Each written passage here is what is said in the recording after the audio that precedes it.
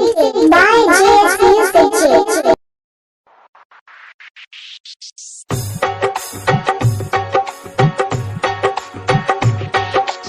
DJ Jitendra Singh mobile number है 8858440621।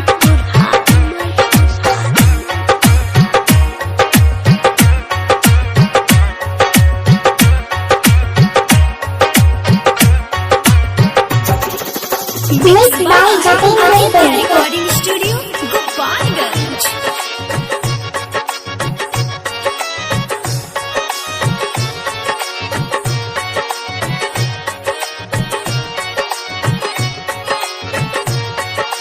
JS Music. ऐ दिल चुप रहा, ऐ दिल चुप रहा, जन रोवा तू अभी ओकरा न बुझाई, बाद में पछताई, मिलल बा जवन दर्दिया अब सहल कसम। ऐ दिल चुप रहा, ऐ दिल चुप रहा, जन रोवा तू DJ Jitendra Singh mobile number है 8858440621।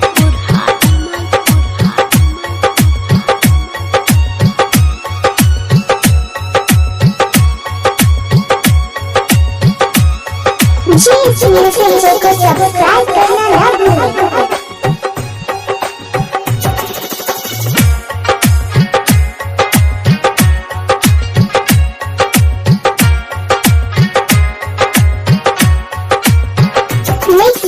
कैलस वादा तो नानी भैलस हो, बीच रहिया में बहिया छोड़ के गैलस हो, कैसन मोड़ पे जिंदगी लियलस हो, छोड़ के हमके दोसर के बहिया धैलस हो।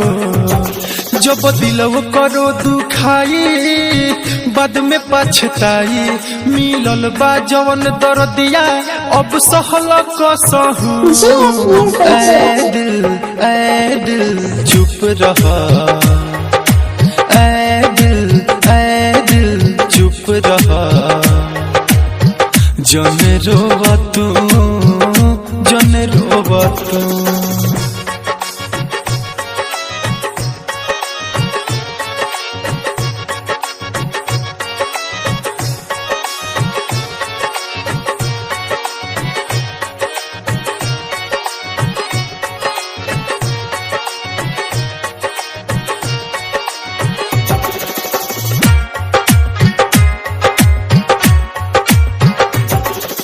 तनको नाही सोचल हर जाई हो, टूटल दिलवा लेके दीपक कहाँ जाई हो, बिया रोवले हो हंसे ना पाई हो, भूल न पाई कैलो कर बेवफाई हो, से सोना लिखले सच्चाई, बाद में पछताई, मिलल बा जवन दर्दिया अब सहल कसहू।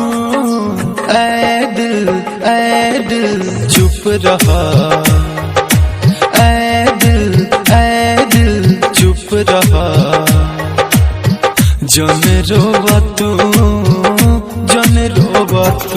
अभी ओकरा न बुझाई, बाद में पछताई, मिलल बा जवन दर्दिया अब सहल कसहू। ऐ दिल चुप रहा, ऐ दिल चुप रहा, जन रोवा तू DJ Jitendra Singh mobile number है